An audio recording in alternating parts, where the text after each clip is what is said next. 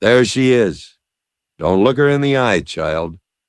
The whisper was sharp, meant to be heard. A sliver of glass slid unkindly between the ribs.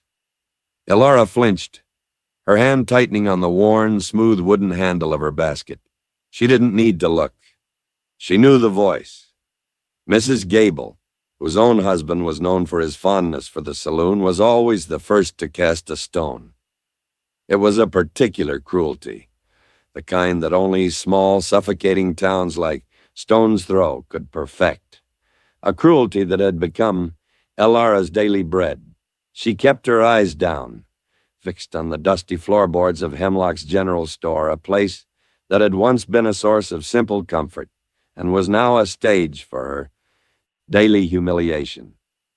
She was a widow, yes, but in Stone's Throw she was something else entirely. A pariah, a warning, a story told to frightened children and chastened wives. Her shadow fell across the pickle barrel, and the two women conversing there fell instantly silent, their conversation dying in their throats. They didn't move away, not physically. They simply hardened. They turned their backs, a gesture more potent than any shove, creating an invisible wall that Elara was forced to navigate. She was a silent ghost in a town of the living, her presence an offense, her very breath a scandal. The gossip, as it always did, churned in her wake. Plainly cursed, one woman muttered into a bolt of calico, loud enough for Elara to hear. Such a shame, another replied, though her eyes held no shame at all, only a sharp, hungry curiosity. The shame was all Elara's, a heavy cloak she was forced to wear, stitched together by their whispers. The official story, the one her late husband's brother had tearfully told the pastor, was exhaustion. A man worked to death. But the town had written its own, far more sinister version. They whispered it was her, that she was too much woman, that her needs, her presence, her size, had drained the life from him. A succubus in a gingham dress. They didn't say it to her face, of course. They never had to. They said it to each other, in the hush of the store over laundry lines and in the pews on Sunday. The whispers were the true currency of Stone's Throw, and Elara's name was their most valuable coin. Mr. Hemlock himself, a man whose face looked like it had been carved from a sour apple, stood behind the counter. He didn't greet her. He never did. He simply watched, his arms crossed as she moved through the aisles. His disdain was a physical thing, a cold draft that followed her, making the hairs on her arms stand up. She gathered her meager supplies, a bag of flour, some salt, a small tin of coffee, the essentials. She had no room for comfort, not in her basket, not in her life. She was all sharp edges and brittle necessity now. As she made her way to the counter, a small, tow-headed boy, no older than 4, dropped his wooden soldier. It clattered to the floor and rolled, stopping directly at the hem of Elara's skirt. Before she could think, before the learned instinct of self-preservation could stop her, she bent down. Her movement was surprisingly graceful, a gentle folding, and she picked up the toy. She smiled, a small rusty hinge of a thing that she rarely used, and held it out to the boy. "Here you are, little one," she said, her voice soft, unused. The boy, all innocence and bright eyes, reached for it, but before his fingers could close around the wood, his mother was there. A gasp, a sharp intake of breath, and the child was snatched backward, his arm nearly pulled from its socket. "Don't you touch that," the mother hissed, not at the child, but at Elara. She grabbed the toy from Elara's hand as if it were a hot coal, wiping it furiously on her apron before shoving it into her son's pocket. "What do you think you're doing?" Elara straightened, the small smile vanishing, the blood draining from her face. The warmth of her simple, kind act was instantly frozen, turned brittle and sharp. He dropped his toy, she whispered, the words feeling heavy and stupid on her tongue. We don't need your kind of help, the mother spat, pulling her son behind her skirts, shielding him as if Elara were a rabid wolf instead of a woman holding a bag of flour. The child's face, which had been open and curious, was now puckered with fear, mirroring his mother's. He had learned the lesson of the town in that single brutal moment. This woman was to be feared. This woman was other. The silence in the store was absolute. Every eye was on her. Mr. Hemlock's lip curled in a sneer of grim satisfaction. He had his proof. She was, indeed, a disruption. Elara turned to the counter, her hands shaking so violently she could barely place her items down. She could feel the heat of their stares, a physical weight on her back. She was the ultimate underdog, though underdog implied a fight, a chance. Elara had no one in her corner. She was just under, buried by the judgment of a town that needed someone to blame, someone to carry the weight of their own unlived lives and quiet sins. She was their scapegoat, their monster, their sermon. And as Mr. Hemlock roughly bagged her flour, his knuckles purposefully brushing her hand away when she reached for it, she wondered, not for the first time, if she would ever be anything else. It was the annual town market, a day that for anyone else was a celebration of harvest and community. For Elara, it was an ordeal. The town square, which she usually avoided, was a roaring sea of voices, bright fabrics, and the smells of fresh-baked bread and roasting meat. She had no place in it. She was a spectator to a life she was not allowed to live, perched on the cold stone lip of the fountain, the one place everyone else was too busy to occupy. She was an island of silence in an ocean of noise, clutching her small basket, waiting only for the courage to weave back through the crowd and return to her empty cabin. And then, through the din, a new kind of tension emerged. Silas Thorne had arrived. Even in her isolation, Elara knew of him. Everyone did. He was the town's counter-tragedy, the respectable widower, tall, broad-shouldered, and carved from the same unyielding stone as the mountains that ringed the valley. He was a figure of silent, acceptable grief. His wife had been taken by the fever, a clean, blameless death that earned him the town's deepest sympathies. Today he looked shattered. The stoic mask was still in place, but his eyes were hollow, his face etched with an exhaustion so deep it looked like a physical wound.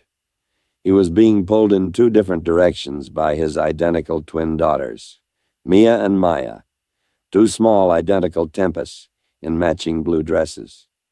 The eligible women of Stone's Throw descended on him like wasps to honey. They had been waiting. Leading them was Beatrice Hemlock, the store owner's daughter, her smile as sharp and polished as a new knife. "Oh, Mr. Thorne," she cooed, her voice a sickly sweet performance for the crowd. "You poor, poor man. I brought you a pie.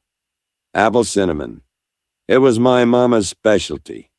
She thrust the pie toward him, her eyes not on his face, but on his ringless left hand. Another woman, Mrs. Gable's niece, stepped in to offer a jar of preserves, her voice overlapping Beatrice's. They fawned and fluttered, a suffocating cloud of false sympathy, offering him food as if that could patch the gaping hole in his life. And all the while, no one saw the children. Not really. Mia and Maya were not children.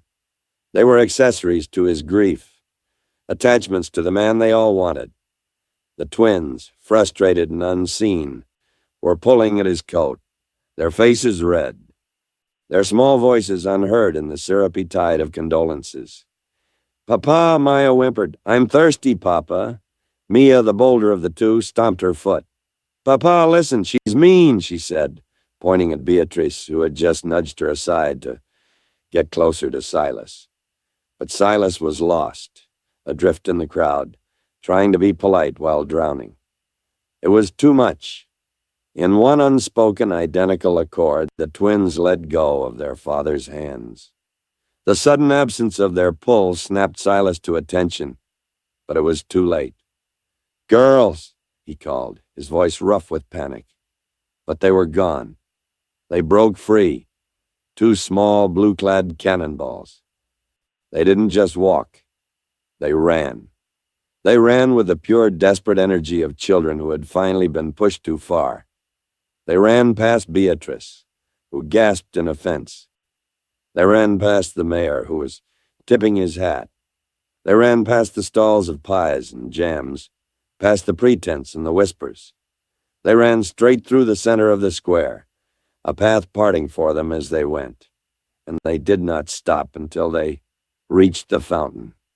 They stopped directly in front of Elara. The entire town square, which had been a symphony of noise, fell instantly, utterly silent. The only sound was the splash of the fountain. Elara stared, frozen, as the two small girls, breathing hard, stared up at her. Their eyes were wide, not with fear, but with a strange, immediate certainty. Elara looked from one to the other, her heart hammering against her ribs. Then Mia, the bold one, lifted a small, determined arm. She pointed. Her finger was aimed directly at Elara's chest. Her voice, clear as a bell and carrying across the entire silent square, rang out. "We want her." The silence held for one more agonizing second. Then Maya, her echo, pointed as well. "She looks like a mama. Papa, we want her for our new mama." A collective gasp sucked the air from the square. It was a single unified sound of disbelief, of horror, of scandalized delight. Every eye in stone's throw swiveled from the twins to Elara, then to the man standing frozen in the center of it all. Silas Thorne stood, his face as pale as death, his eyes locked on the scene, a man who had just been handed a lit stick of dynamite. Silas Thorne was a man of the earth. He understood drought. He understood blizzards. He understood the hard, unyielding logic of life and death. What he did not understand was this. His world, already tilted off its axis by grief, had just been shattered into 1,000 pieces by the voices of his own children. He stood frozen, the pie from Beatrice Hemlock still in his hand, a ridiculous steaming prop in the middle of his life's most profound crisis. The silence of the crowd was a roar in his ears, a heavy pressing weight of judgment, curiosity, and poorly concealed glee. He could feel their stares, 100 tiny needles pricking his skin. They were waiting for him to deny it, to laugh it off, to scold his children and drag them away from the cursed woman. But the twins were not laughing. They were not playing. They were clinging. Mia and Maya, who had not agreed on anything in months, who had been two separate, silent islands of grief, were now a unified force. They had attached themselves to Elara's skirt, their small hands fisted in the worn, faded fabric, as if it were a life raft. And Elara, to her credit, looked just as horrified as he felt. Her face, which he had only ever seen in passing, a pale shape of sadness at the edge of his vision, was now stark white, her eyes wide with a terror that mirrored his own. The crowd began to breathe again. The silence broke, not into shouts, but into the far more dangerous, insidious hiss of whispers. "Well, I'll be," someone muttered. "Did you hear that? He can't possibly. Those poor motherless children, they don't know what they're saying." Beatrice Hemlock let out a sound, a strangled, offended noise that was half gasp, half scoff. "Silas," she said, her voice sharp, "get those girls away from her." That one word, her, spoken with such venom, broke the spell. It cut through Silas's paralysis and found something hard and angry underneath. He didn't look at Beatrice. He didn't look at the crowd. He looked at his daughters. He saw their small, set jaws, their defiant little faces, and the way they were anchored to this woman. Then he looked at Elara, truly looked at her for the first time. The town saw a curse. They saw too much woman. They saw a pariah. Silas, in that moment, saw none of those things. He saw the only person his children had willingly run toward since their mother died. He saw the only human being in the entire, suffocating town of Stone's Throw who wasn't trying to sell him a pie, offer him pity, or claim his name. His decision was not a decision. It was an implosion. It was the desperate last-second act of a drowning man. He strode forward, his boots heavy on the packed earth, the crowd parting for him like the Red Sea. He stopped in front of Elara and the twins. He was a tall man, and his shadow fell over them. A sudden eclipse. He ignored the girls for a moment and spoke directly to Elara, his voice low and rough, not meant for the crowd. "Ma'am," he said, and her eyes, terrified, met his. "I don't know what they see. I don't know what this is." He paused, his gaze dropping to the two small heads burrowed into her dress. "But they've chosen, and they haven't. They haven't been right in a long time." He took a breath, the air burning his lungs. This was it. This was the precipice. "My ranch," he said, the words coming out hard and fast. "A business proposition, a plea, a command, all at once. My ranch is a disaster. My children are broken. I can't do it alone anymore. I need a governess, a housekeeper, someone to put things right." He looked up, "Pastor," at the gaping, whispering faces of the town, and his voice rose, laced with a sudden cold fury. "I'll pay you," he said, loud enough for them all to hear. "Double what any man in this town makes." The gasp this time was one of pure, unadulterated shock. Elara stared at him, her mouth slightly open.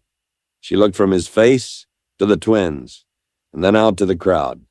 She saw their faces, the judgment, the hatred. She had nothing. No home, no friends, no future. She was a ghost, and this man, this desperate, broken man, was offering her a life. A hard one, perhaps, but a life. "Yes," she whispered, the word so quiet he almost didn't hear it. "Yes." "Good," Silas said, his face grim. "Get your things." "I have them," she replied, holding up her small, near-empty basket. It was the saddest, most final answer he could have imagined. Without another word, Silas bent down. He did not pry his daughter's hands from her dress. He simply scooped one child up onto one arm, and the other onto the other, their hands still clutching the fabric, pulling Elara with them as he stood. He turned his back on the town. He turned his back on Beatrice's white-hot glare, on the pastor's open-mouthed disapproval, on the whispers that now followed him, like a swarm of angry bees. He did not care. He walked to his wagon, deposited the girls in the back, and then, without offering a hand, waited for Elara to climb up. She did, settling herself between the two small, silent girls. The ride to his remote ranch was long. The wagon wheels groaned, a counterpoint to the chirping of the crickets. The town fell away behind them, a smudge of judgment on the horizon. Silas did not speak. Elara did not speak. But for the first time in a year, the twins were not crying. They were not fighting. They were silent, and they were content. One small warm hand in each of Elara's. The ranch was more than remote. It was a fortress against the world, and just as cold. But as Elara stepped over the threshold, she realized it wasn't a fortress. It was a tomb. The house Silas Thorne had built for his wife was now just a house that grief lived in. It was not a mess of chaos and clutter the way a house full of life and children often is. It was a mess of stillness.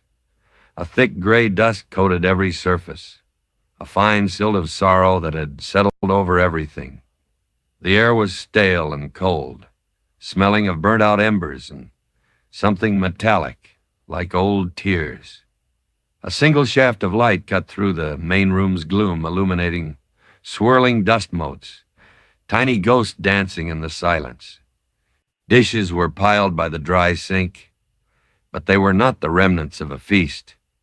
They were the lonely, forgotten plates of a man and 2 children who had forgotten how to eat. The silence was the worst part. It was not a peaceful quiet.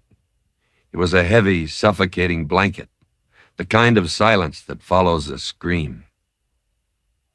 Elara stood in that silence for a long moment, the twins still clutching her hands. Silas had gestured to a small room down the hall. "Yours," he'd grunted, before disappearing out the back door, escaping back to the only world that made sense to him, the world of fences, horses, and sky. He was a man who knew how to wrangle a steer, but the grief in this house had him roped and tied. Elara looked at the 2 small, pale faces. They looked like porcelain dolls, fragile and dusty, their eyes too big for their faces. She was not a housekeeper. She was not a governess. She was, in that moment, the only adult who had not run away. She let go of their hands and knelt. "All right," she said, her voice quiet but firm, the first sound to truly occupy the space. "Let's let some air in." She didn't clean. She waged war. She waged war against the stillness. She marched to the windows, her small basket still on her arm, and one by one, she unlatched the shutters and threw the windows wide. The fresh, sage-scented air, sharp and alive, flooded the room, making the dust motes dance in a panic. The heavy drapes, stained with fireplace soot, were torn from the rods, and she hauled them outside, throwing them over the porch railing to be beaten later. The twins watched her, silent, their heads turning in unison as she moved. She was a whirlwind, a force of nature, a stark living contrast to the house's deathly grip. She scrubbed the floors. She scrubbed the sink. She attacked the mountain of dishes, the clatter of plates and the splash of hot water a resurrection. But the heart of the house, she knew, was the kitchen stove. It was cold, its black iron surface looking like a gravestone. She found the kindling and the wood, and with a skill born of a life of hard necessities, she built a fire. She coaxed it from a spark to a flame, and as the stove began to tick and warm, it felt like the house's heart was beating again, a slow iron pulse. She found flour in a bin, miraculously untouched by weevils. She found yeast. She had no butter, no eggs, but she had flour, water, salt, and the warmth of the stove. She began to knead. Her hands, strong and capable, worked the dough, pushing and pulling, folding and turning. It was a rhythm, a prayer, an act of creation in a house of decay. The twins, drawn by the warmth, crept closer, their small bodies huddled near the growing heat. They watched her hands. They watched the dough. And as the bread began to bake, a new smell, a smell of life, of hope, of home, began to fill the cold, stale air. It was a rich, yeasty perfume that chased the last of the dust and sorrow into the corners. When Silas returned hours later, he stopped dead in the doorway. The man who had left a tomb that morning had returned to something else. The windows were open. The floor was swept. The air was warm and smelled of fresh bread. And in the center of the room, at the table he hadn't sat at in a year, sat his 2 daughters, and they were eating. Elara had a small mended blanket spread out, and on it were 3 thick slices of fresh warm bread. The girls were eating with their hands, crumbs on their faces, their eyes bright. Elara was in the rocking chair by the fire, a chair that had been still for so long. In her lap was a pile of the twins' mending, torn dresses, a pair of overalls with a blown-out knee. Her needle flashed in the firelight. A quick, steady rhythm. Stitch, pull, stitch, pull. She was literally mending their broken world. She looked up as he entered. She didn't smile. She didn't offer him a greeting. She just held his gaze. A simple, steady acknowledgement. He didn't speak. He was a man of few words, and now he had none at all. He felt unmoored. This woman, this pariah, had done in 6 hours what he had not been able to do in a year. She had broken the spell. He saw the house not as a monument to his dead wife, but as a home for his living children.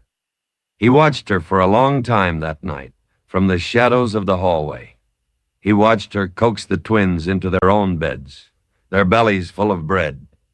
He watched her sit back down, the mending in her lap, her head nodding with exhaustion. Later, much later, when the moon was high and the house was finally, truly quiet, a peaceful quiet, not a dead one, he came back into the main room. Elara was asleep in the chair, the mending having slipped from her fingers. Her face, in the soft moonlight, was not the face the town saw. It was just a face, tired, soft, and impossibly strong. He stood over her, this woman who was too much, and he felt a sudden, sharp, and unfamiliar surge of protection. He saw his own heavy ranch coat, the one he'd dropped by the door, the one that smelled of leather and pine and him. He picked it up, its weight familiar in his hands. He gently, quietly draped it over her, tucking it around her shoulders. It was a clumsy, unpracticed gesture, a wordless thank you. It was the first crack in his armor. He was a practical man, and this woman was practical. But as he looked at her, asleep in his house, covered by his coat, he knew with a terrifying certainty that this was no longer a simple, practical arrangement doll. A fragile peace settled over the ranch, as delicate as a web of frost. The days found a new rhythm, not of grief, but of quiet purpose. The house was warm. The twins, Mia and Maya, had color in their cheeks, their silence replaced by the occasional shy question, then a giggle, then the full-throated, unself-conscious laughter of children who felt safe. They followed Elara everywhere, a pair of small, devoted shadows. Silas, too, had changed. The chasm of silence between them had been filled, first with necessary words. The fence in the north pasture needs mending. I found morel mushrooms by the creek, and then with something more. He watched her. He had stopped watching her with suspicion, or even gratitude. He just watched her, his gaze lingering, a quiet acknowledgement of the life she had brought back to his home. He had started taking his meals at the table again, not at the cold stove. It was a small thing, but it felt enormous. This new, fragile world, balanced on a knife's edge of hope, was not built to last. The sky, which had been a clear high blue for a week, turned a sickening bruised gray. It happened in an instant. The wind didn't rise. It attacked. A sudden violent shove from the north that slammed the shutters and rattled the very bones of the house. A low, whining sound built in the air, the sound of a million angry spirits. "The blizzard," Silas said, standing abruptly from the table, his face pale. He was at the door in 2 strides, pulling on his heavy coat. "The cattle," he yelled over the rising shriek of the wind. "They're in the south pasture. They'll drift if I don't get 'em. They'll walk right off the ridge." "You can't go," Elara shouted, running to the door. "Not in this. It's too fast." The air outside was no longer air. It was a swirling, opaque wall of white. "I have to," he roared back, his face a grim mask. "It's all we have. Stay inside. Lock this door. Don't open it for anyone. Do you hear me? Anyone." He grabbed a lantern, though its light would be useless in this. He looked at her, his eyes dark with a fear that had nothing to do with the cattle. Keep them safe, Elara.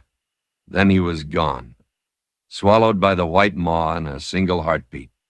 The door slammed. The bar dropped into place with a heavy, final thud. Elara turned back to the room. The warmth and light of the kitchen now felt like a tiny, fragile bubble in an ocean of violence. The wind screamed, a physical clawing presence that wanted to get in. Mia and Maya, their faces white with terror, ran to her, burying their faces in her skirt. "It's all right," she said, her voice a forced calm she did not feel. "It's just the wind. We're safe in here. We'll make some hot chocolate." She forced them through the motions of normalcy.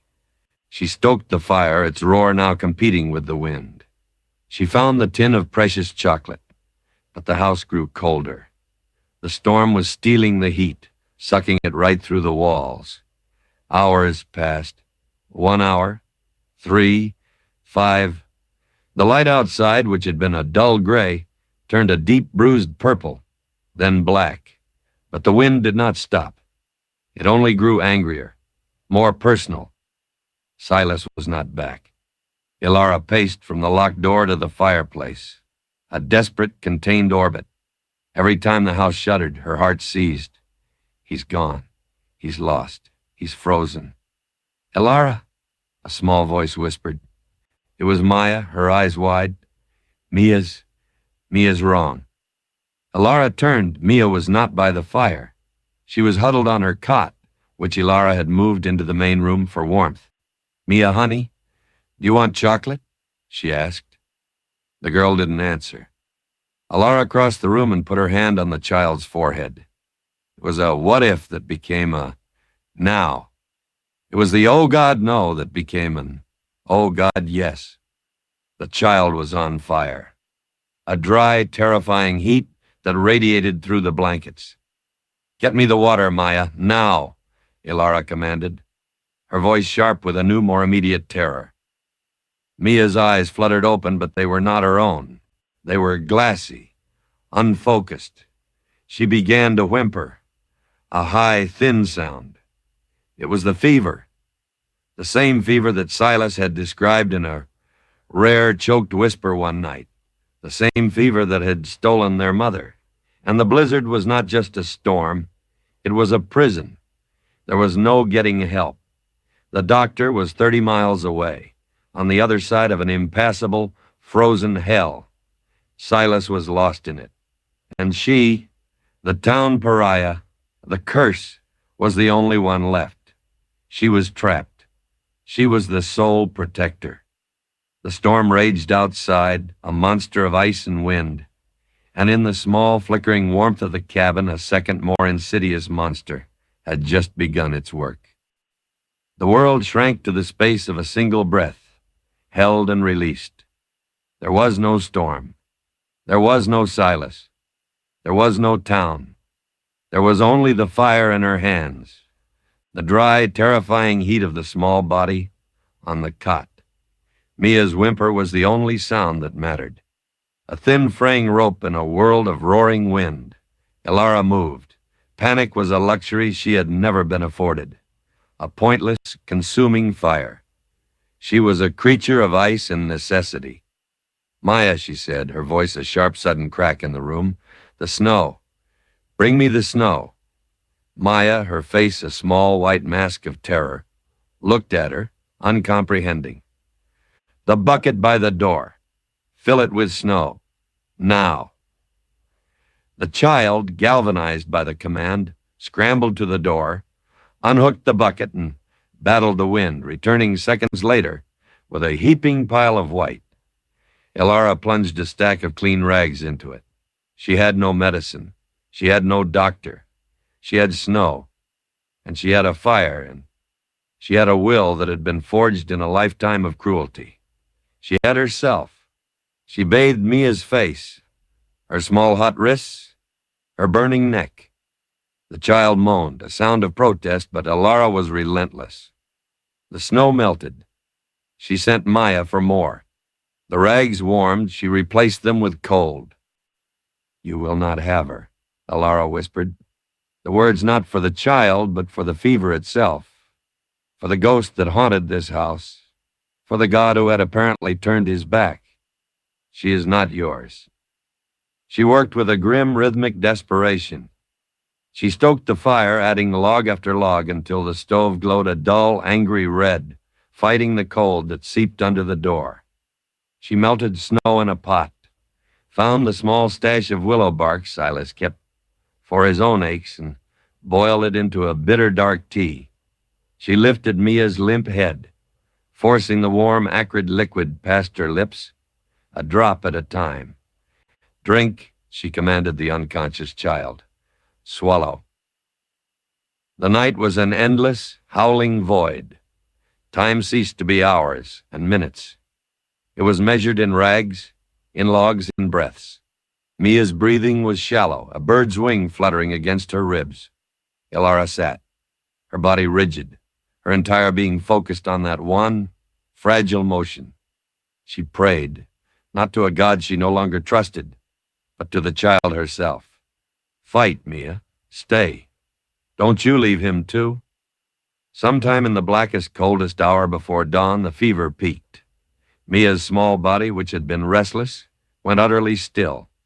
The heat radiating from her skin seemed to intensify, a dry, consuming inferno. Her breathing stopped. Elara's heart seized, a cold fist closing around it. No. She grabbed the child, pulling her from the cot, her ear pressed to the small, still chest. No, you don't. You will not. She shook her, gently at first, then harder. Mia, wake up. And then a sound, a tiny hitched gasp, a cough, and a single perfect tear welled in the corner of Mia's eye and rolled down her temple. Elara put her hand back on the child's forehead. It was damp. The child was sweating. The fever, that dry, monstrous heat, had broken. Elara collapsed. The strength that had held her rigid for 8 solid hours vanished, leaving her a boneless, shaking wreck. She slumped into the rocking chair, pulling the cot closer, her hand still resting on Mia's now damp hair. Maya had fallen asleep on a rug by the fire, a small, bundled shape. The wind still howled, but it was a distant sound now, a defeated monster. Elara closed her eyes, just for a second. The thud of the bar being lifted from the outside shot her awake. Her heart, which had just started beating again, hammered against her ribs. It wasn't dawn yet. He said, don't open it for anyone. She grabbed the iron poker from the fireplace, her body screaming with exhaustion as she stood. The door creaked open, a blast of ice and white swirling into the room. He was not a man. He was a ghost, caked in snow, his beard a solid mass of ice. Silas Thorne stumbled in and fell against the door, slamming it shut. He didn't see her. He leaned his forehead against the wood, his shoulders heaving, a broken, defeated shape. Lost, he rasped, his voice a raw wound. Half. They're gone. He'd come back defeated, to a cold house, to what he assumed was more grief. He turned, his eyes finally adjusting to the dim light of the fire. He froze.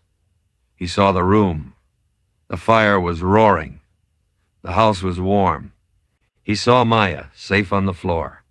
And then he saw the cot, pulled close to the fire, and Elara standing beside it, like a sentinel, armed with a fireplace poker. His eyes flew to the cot. He saw Mia. He saw her, not thrashing, not still, but sleeping. Her face was pale. Her hair was damp. But she was breathing, deeply, peacefully. The poker clattered from Elara's numb fingers. Silas took one step, then another. He was a man walking on water. He reached the cot, his ice-encrusted glove trembling as he reached out, touching his daughter's cheek. He felt the dampness. He felt the life. He looked at Elara. Her face was smudged with soot, her eyes red-rimmed and ancient. She had not only held the line, she had won a war. He did not speak. He simply broke. The man of stone, of earth, of unyielding strength, collapsed. He sank to his knees, his head bowing, his whole body shaking with a force that had nothing to do with the cold. A single ragged sound was torn from his chest, a sound of such profound, devastating relief, it was more painful than a scream. "The fever," he whispered, his voice choked. It was the same. "It was," Elara said, her voice barely audible. "But it's broken." He looked up at her, his face a ruin of melting ice and tears. He saw her. He saw her, not as the obese widow, not as the curse, not as his housekeeper. He saw her as the woman who had stared down the same ghost that had stolen his wife and had won. The town, he stammered, his mind grasping. "They're all fools. All of them." He reached out, his frozen glove grabbing the fabric of her skirt, anchoring himself. "I was a fool." His eyes met hers, and in them she saw a lifetime of gratitude, of awe, of confession. You saved her." He didn't just mean from the fever. You saved them. A week later, the blizzard was a memory, a white scar on the land. The sun shone, sharp and brilliant, on a world washed clean. The ride into town was different. It wasn't the silent, desperate journey of their first trip. Silas sat tall, his gaze not on the road, but on the woman beside him. Elara sat with her back straight, a twin on either side of her, their small gloved hands tucked into hers. They rode not as a widower, his governess, and his children, but as something else, something new and unnamed, but solid. They were a unit. They pulled up to the church, and for the first time Silas didn't hitch the wagon and walk in alone, leaving the children to straggle. He got down, tied the reins, and then he did something that stopped the heart of stone's throw. He turned, and he offered Elara his hand to help her down. She took it, their fingers laced, a simple, solid contact.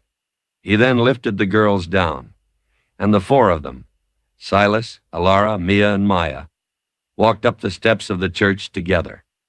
The whispers that had greeted her in the general store were a fire. This was an explosion. The town, gathered in their Sunday best, went utterly silent. A collective stunned gasp sucked the air from the churchyard. They had come to see the grieving widower. They were met by a family. They walked inside, their boots echoing in the sudden holy silence. They took a pew, not in the back, but in the middle. Beatrice Hemlock, sitting 2 rows ahead, turned, her face a mask of sour disbelief. She leaned over to her mother, her whisper sharp and carrying, meant to be heard. "Look at that," she sneered. "The hired help is playing family. It's disgusting." Elara flinched, her hand flying to her throat, the old shame a reflex. But Silas, who had heard it, simply put his arm along the back of the pew, his hand resting just behind Elara's shoulders, a silent, protective wall of iron. The pastor, Mr. Gable, a man whose morality was as thin as his hair, stood. He cleared his throat, his eyes landing on the pew. "Mr. Thorne," he said, his voice echoing with false piety, "we are glad to see you, and your household." He paused, his gaze hardening. "But this arrangement has become the talk of the town. For the sake of propriety, Mr. Silas, this is improper. It cannot continue." The challenge was laid. The entire town leaned forward. This was the moment. Elara's heart sank. She had been a fool to think this could work. She began to shrink into herself, to disappear. But Silas Thorne did not shrink. He did not flinch. He did not look away. He stood. Slowly, deliberately, he rose to his full, imposing height. Then he reached down, took Elara's hand, and pulled her to her feet beside him. He did not hide her. He did not defend her. He proclaimed her. His voice, when it came, was not a shout. It was a boom, a low, resonant sound that filled the entire chapel, shaking the dust from the rafters. "This woman," he said, his eyes locking with the pastor's, "is not my help." He paused, letting the words land. "This woman saved my children. When I was lost, she faced down the fever that took my wife, and she won. She is the kindest, strongest, most decent person this entire town has ever seen. And you, all of you, you tried to break her." He turned, his gaze sweeping over the stunned, silent faces. "You are all wrong." Then he turned back to the pastor. "And she is not improper. She has agreed to be my wife." A new gasp, this one of pure, unadulterated shock. Before the sound could even fade, before Beatrice's mouth could snap shut, two small, shrill voices erupted from beside them. Mia and Maya, standing on the pew, their faces alight with pure, defiant joy, shouted in unison, "That's our new mama." The town was stunned into absolute silence. The war was over. The underdogs had won. Silas looked down at Elara, whose face was wet with tears, but she was smiling. He squeezed her hand. Then, as a family, they sat down. The town, of course, did not change overnight. Judgment is a stubborn weed, and its roots run deep in soil as rocky as stone's throw. There were still whispers. Beatrice Hemlock, it was said, was so incensed she tore down a bolt of her father's finest silk in a quiet, simmering rage. Mr. Gable found himself preaching to a few less parishioners, as some, reflecting on their own quiet judgments, found that they preferred to speak to God from their own homes. But the power of those whispers had been broken. The spell of public shame, which had held Elara in its grip for so long, had been shattered by the clear, bright sound of a child's love and a good man's conviction. The ranch, which had been a tomb of grief, was now a home, its windows bright, its hearth always warm. It was a loud, messy, and imperfect place, filled with the sound of children's laughter, the smell of baking bread, and the low, steady murmur of a man and a woman learning to build a new life from the ashes of two old ones. Elara, the woman who had been too much for a town so small, found she was, in fact, exactly enough for a family that saw her worth. Because sometimes the people a town casts out are the only ones who can heal what is broken. Sometimes the clearest, most honest vision belongs to a child, and sometimes the home you are always meant to have is not the one you are born into, but the one you are brave enough to build.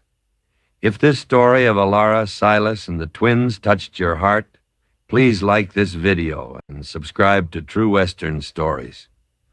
We're building a community around the real values of the West: honor, grit, and finding family in the most unexpected places. Let us know in the comments what part of Elara's story resonated with you, and we'll see you in the next one.